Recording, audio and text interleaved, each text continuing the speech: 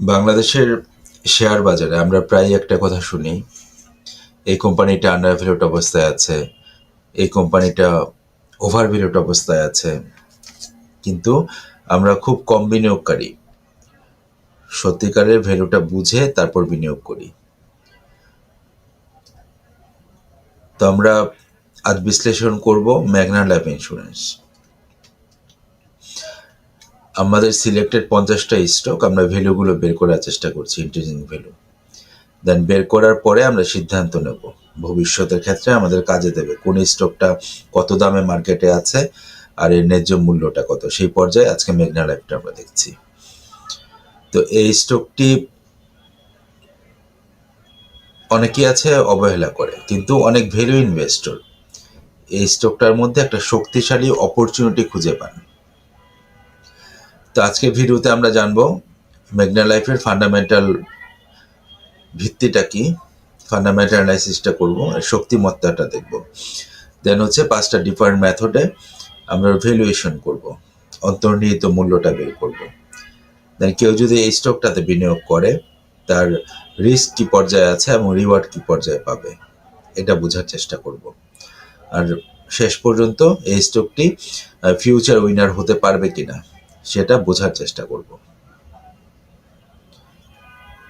তো লাইফ ইন্স্যুরেন্সটা হচ্ছে এমন একটা ইন্ডাস্ট্রি যেখানে মানুষ সরাসরি পণ্য হাত দিয়ে ধরে দেখতে পারে না, কিন্তু সে ভবিষ্যতের নিরাপত্তা কিনে নেয় এই ধারণা থেকে যে ইন্স্যুরেন্সটা করে বা লাইফ ইন্স্যুরেন্সে যায়। তো বাংলাদেশে এই লাইফ ইন্স্যুরেন্সের যাত্রা শুরু হয় একটা অদ্ভুত বাস্তবতার মধ্য দিয়ে, যেখানে মানুষের মধ্যে সচেতনতা কম লাইফ ইন্স্যুরেন্স সম্পর্কে, এবং অর্গানাইজেশনগুলোরও সঠিক পলিসির অভাব আছে, এবং আর্থিক পরিকল্পনা প্ল্যানিং সবগুলো লাইফ ইন্স্যুরেন্সের ক্ষেত্রে প্ল্যানিংয়েও একটা দুর্বলতা আছে। কিন্তু সময়ের সাথে সাথে যত সময় যাচ্ছে, বিশেষভাবে গত 2 দশকে লাইফ ইন্স্যুরেন্স সেক্টর ধীরে ধীরে একটু শক্তিশালী হচ্ছে।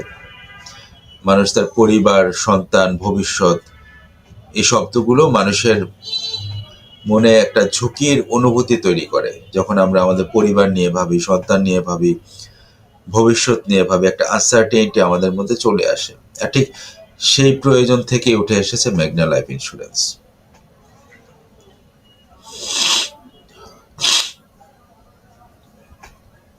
তো মেঘনা লাইফ ইন্স্যুরেন্স বাংলাদেশের ইন্স্যুরেন্স ইন্ডাস্ট্রির এক গুরুত্বপূর্ণ নাম। অনেকগুলো ভালো অর্গানাইজেশন আছে লাইফ ইন্স্যুরেন্স, তার মধ্যে অন্যতম হচ্ছে মেঘনা লাইফ ইন্স্যুরেন্স। তার কারণ হচ্ছে তার দীর্ঘ সময় ধরে মার্কেটে টিকে আছে। গ্রাম থেকে শহর, প্রত্যন্ত অঞ্চল থেকে মফস্বল পর্যন্ত লাইফ কাভারেজটা দেয়। কিন্তু এই যে সাফল্যের কথাগুলো বলছি, এটা তো কখনো মসৃণ না, যেটা মেঘনা লাইফের ক্ষেত্রে ছিল না। তাদের এখনো ক্লেমের প্রেশার আছে, রেগুলেটরি বারবার চেঞ্জ হচ্ছে, এটার প্রেশার তাদের ফেস করতে হয়, একটা কম্পিটিশন আছে মার্কেটে। দেন প্রফিট স্টেবিলিটির একটা চ্যালেঞ্জ মেঘনা লাইফের আছে। এই কারণে কোম্পানির মেইন যে জিনিসটা আর্নিংস ধারাবাহিকভাবে ওঠানামা করছে, স্টেবল না। কিন্তু এই অনিশ্চয়তা থাকা সত্ত্বেও অনেক ভ্যালু ইনভেস্টর এই স্টকটির দিকে তাকিয়ে আছেন।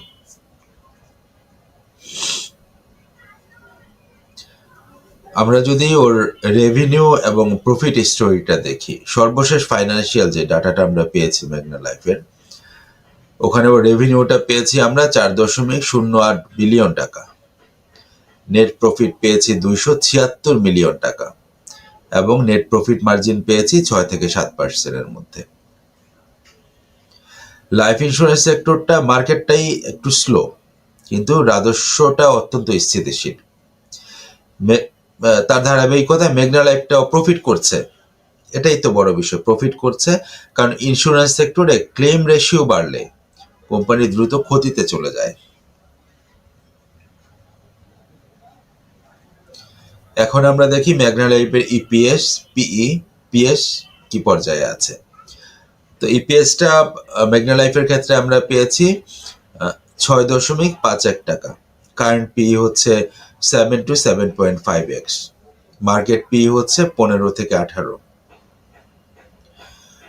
তো কোম্পানিটার পিই কম, পিই যদি 6 টাকা 51 পয়সা হয় তার মানে তো কম, আন্ডার ভ্যালুড অবস্থায় আছে স্টকটা। অথবা বাজার এই কোম্পানিকে বিশ্বাস করতে পারছে না, যে কারণে স্টকটা উঠছে না। আর পিএস রেশিওটাও মাত্র 0.5x, এটা স্পষ্ট আন্ডার ভ্যালুয়েশন দেখায়। কারণ ইন্স্যুরেন্স কোম্পানির রেভিনিউ অনেক সময় ভবিষ্যতের লাভের ইঙ্গিত দেয়। তো ব্যালেন্স শিট দেখে আমরা যে জিনিসটা পেয়েছি, বুক ভ্যালু পার শেয়ার তো 10 টাকা। বুক ভ্যালু কম হয়, অনেকে ভয় পায়, কিন্তু লাইফ ইন্স্যুরেন্সের ভ্যালু ব্যালেন্স শিটে পুরোপুরি ধরা যায় না। এদের ভ্যালু আসে কয়েকটা ফ্যাক্টর থেকে। একটা হচ্ছে আন্ডাররাইটিং কোয়ালিটি থাকতে হবে, প্রিমিয়াম একটা গ্রোথ থাকতে হবে, এবং ইনভেস্টমেন্ট একটা ইনকাম থাকতে হবে। তো মেঘনা লাইফের ক্ষেত্রে পজিটিভ সাইন হচ্ছে মেঘনা লাইফের ডেপ্থ কম, লোন কম, এবং ওদের ক্যাশ আছে স্ট্রং, নেট ক্যাশটা খুব স্ট্রং পর্যায়ে আছে।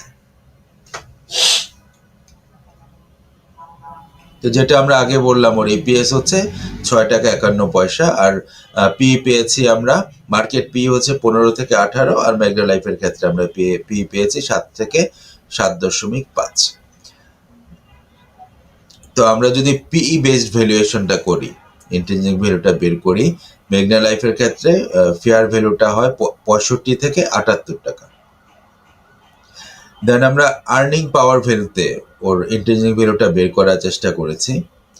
এখানে ওর ইন্ট্রিনসিক ভ্যালুটা আমরা পেয়েছি 72 থেকে 78 টাকা। দেন 3 নম্বরে যে আমরা ডিসকাউন্টেড ক্যাশ ফ্লো মেথডে ওর ইন্ট্রিনসিক ভ্যালুটা বের করার চেষ্টা করেছি। ডিসকাউন্টেড মেথডে মেঘনা লাইফের ইন্ট্রিনসিক ভ্যালুটা পেয়েছি আমরা 68 থেকে 82 টাকা। অ্যান্ড পিএস বেসড ভ্যালুয়েশনে ওর ইন্ট্রিনসিক ভ্যালুটা আমরা পেয়েছি 75 টাকা। আর রিলেটিভ ভ্যালুয়েশনে ইন্ট্রিনসিক ভ্যালুটা পেয়েছি 65 টাকা। তো ফাইনাল যদি একটা টেবিল আকারে দেখার চেষ্টা করি, সেটা হচ্ছে পিই মেথডে আমরা ওর ইন্ট্রিনসিক ভ্যালুটা পেয়েছি 65 to 78।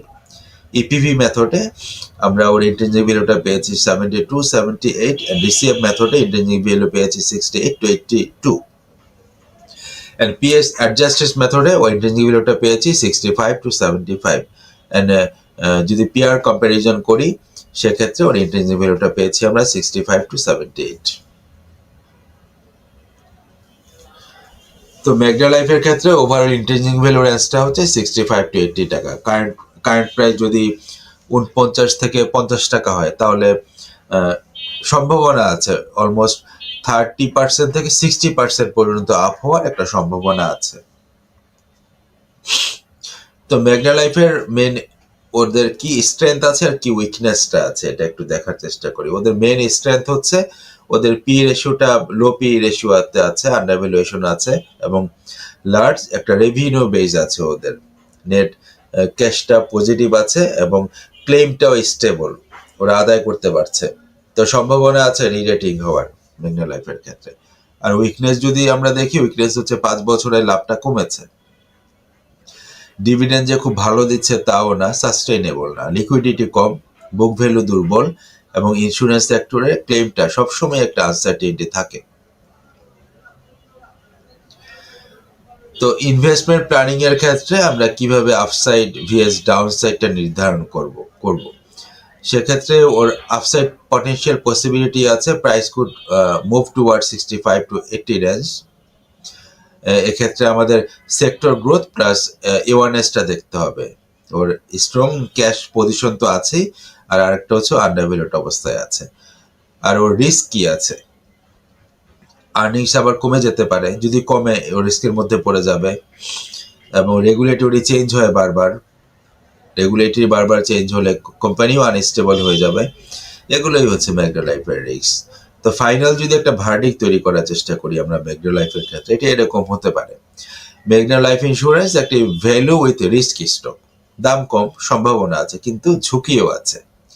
যদি আপনি লং টার্ম ভ্যালু ইনভেস্টর হন এবং ঝুঁকি নিতে রাজি থাকেন, এই স্টকটি ওয়াচ লিস্টে রাখতে পারেন। ইন্ট্রিনসিক ভ্যালু 65 to 80 টাকা, আর বাজার মূল্য যদি 50 টাকার কাছে পাওয়া যায়, সেটি হতে পারে ভ্যালু জোন। তবে সিদ্ধান্ত আপনার, নিজের রিস্ক প্রোফাইল বুঝে বিনিয়োগ করুন। আর এই ভিডিও কোনোভাবেই বিনিয়োগ পরামর্শ নয়, শুধু শিক্ষামূলক উদ্দেশ্যে। ভালো থাকবেন, আসসালামু আলাইকুম।